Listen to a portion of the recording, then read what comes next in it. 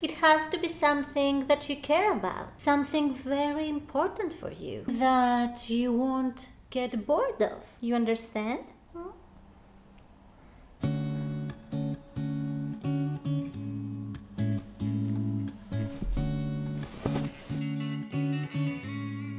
So, how do we come up with ideas about what to photograph?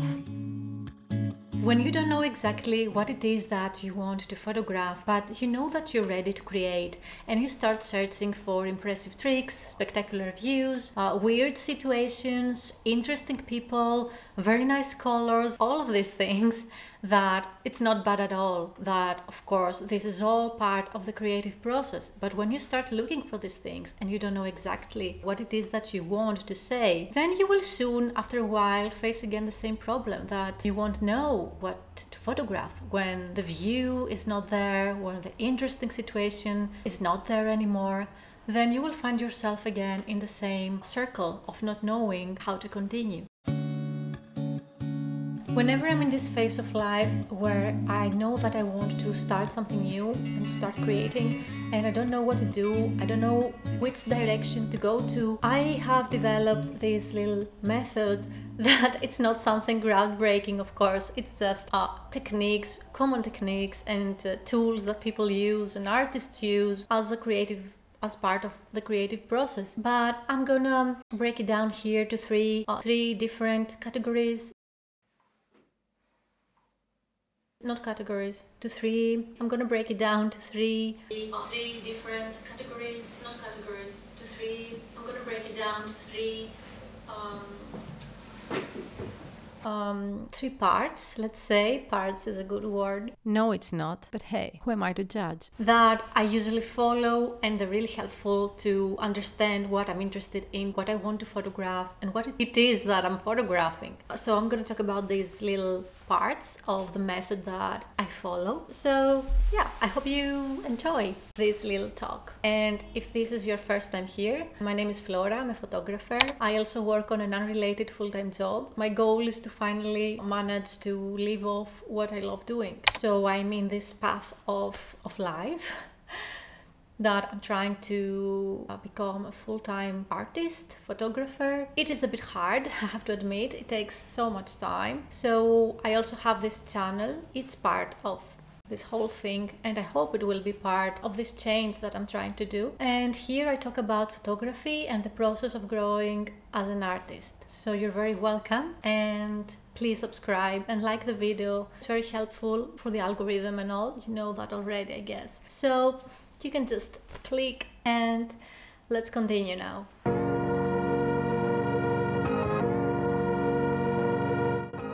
So when I'm in this phase that I want to start something new, I want to create a new project, or I want to just put my work in order to make something out of it, what I do is I write. Writing is like talking to yourself, asking questions, understanding your concerns, your fears, what it is that you're passionate about, what it is that interests you, what do you find important to say, and of course what you want to communicate with your art. You can also, describe your memories. Maybe you have a specific childhood memory, you can write it down, see when this memory pops up, notice it later.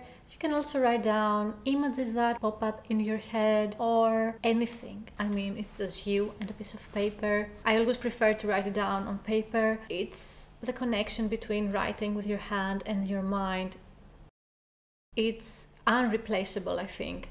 Of course, you can write it wherever you want, but I'm just saying, I'm an old school. So I use writing as the main tool to open a dialogue with my inner self and understand what this is that I want to communicate with my photography. I ask myself, what do you want to say? And sometimes I think that I have a clear answer, but when I ask myself this question, I understand that I don't. So when I answer this question, everything becomes clear. I have like a guide to know what to photograph, what photographs are missing. When you make a project, most probably you have a variety of photographs. Of course, you can only have landscapes, but most of the times when you make a project, you need to have a variety of things that can connect with each other and make a storyline. So yeah, when it becomes clear, it's a point where I can also share it with people, talk about it with other photographers and friends. And when it becomes clear to me, it becomes clear to others, because I feel that when I'm explaining it, people understand what I'm doing. And this is very important, a very important part. I didn't used to have that before starting writing. Everything was a little bit vague in my mind and blur. I was just photographing and then trying to figure it out later what I'm doing. But when I discovered writing, it really unlocked my creativity, and it was a tool that connected me with what I'm interested in. I became project oriented. Before that, I always liked, of course, complete works. But after that, after starting writing down and having that tool in my hands, I found a way to create a project that I'm really into and that is personal, and project that hopefully makes sense for others as well. I also journal very often. I use it as a tool for mental clarity and mental health. And you know, I often go back to this journal and I check what I've written, and I use some of these things for my photography, because I mean, what we're thinking and our mental health, our mental space is not unrelated to photography and what we create. This is very interesting. I always find it nice when people connect who they are and what they have been through, and when they find a way to connect it with what they're creating. It's always so much more interesting. It feels like the project is very personal, and you get to meet an artist, another person, to see a little bit of their world, to connect with another human being in a different way than talking. And this is very interesting. I always love when people create personal projects, and I believe writing is a very helpful tool to achieve that. She's coming like around me. She wants me to pet her, but when I grab her, she doesn't want to stay. Isn't she beautiful? Oh my god.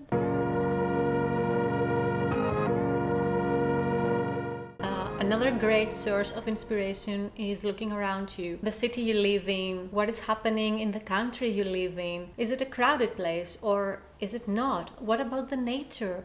What about the buildings in the place you live? The family that is around you, the people that you surround yourself with, the people you meet. How do they behave? How do they walk? Do they walk fast? Do they walk stressed? I mean, all our surroundings in general are a great source of inspiration. When you start looking around you with no judgment, just observe your surroundings. And it's related with looking inside you. It's like these two things are related, because what's going on around you, what is going on in the place you live, influences you. Even if you don't understand it, it becomes part of your reality, of your daily life, of what you're thinking, of what concerns you. It is a part of yourself.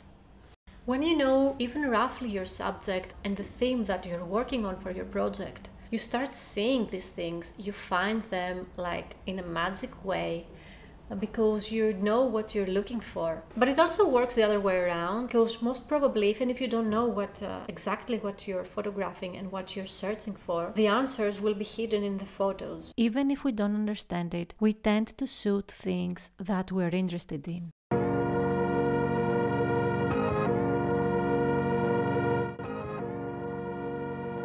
Looking back at our previous work, after some time passes, we can identify patterns, check the progress, and if something changed, shifted, or evolved. I find myself liking photos that I didn't like before. But when you take a distance, you see that everything changes and your perspective can change as well. This is part of the growth. It feels like everything in your life is connected like a puzzle, and that's very nice when it happens. So yeah, by looking back at your archive, you see what photos you usually take. How do you take these photos? How do you capture What interests you? Do you use color in your photography? What color palette? How do you feel about black and white? When do you use it? Do you take portraits? How do you use portraits in your photography? What about self-portraits? How do you photograph a landscape? Which weather conditions you prefer to photograph? I mean, by looking back at our older photos, at our archive, we notice these things and we understand the changes that are happening in us. If something is like a pattern, yeah, it's very helpful to look back at your photos when starting a new project, because also you might find some, oh my god, there is everywhere there is fur of these little cats that I have.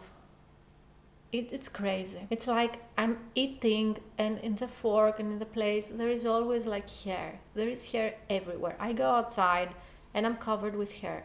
If I wear black clothes, there is literally hair everywhere. Even if I clean it, there is always some hair flying around me. But they're so cute, aren't they?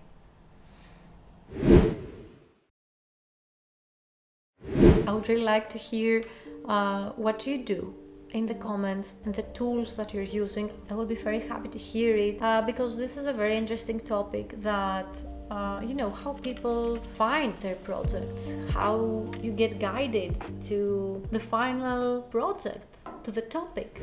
I made a poll in my community tab, and thank you so much everyone that really helped me out about what content you would like to see in this channel. I, you know, just made like 3 questions and you chose which one you prefer, and you know, the most popular one was me talking about photography issues, and the next one was silent vlog, you know, with photography, which is something that I really like doing and I enjoy doing it because, you know, it also involves actual photography, and I like everything. I mean, I like talking as well, and if you guys enjoy that, maybe I can get better at that and you can enjoy it more.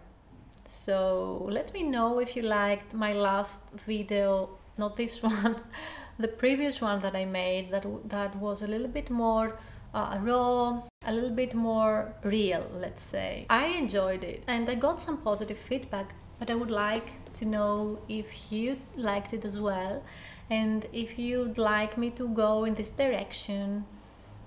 It will be something that I will like. So let me know your thoughts on that and what you would like to see. Yeah, that's about it. And I dyed my hair. I'm not like launching the white hair anymore. Yeah, time passes and we get older, and gray hair is a part of it. For me, at least, it is. And I have to accept it. And it's nice when time passes and we grow. Yeah. But I also dye my hair because I don't like to see it.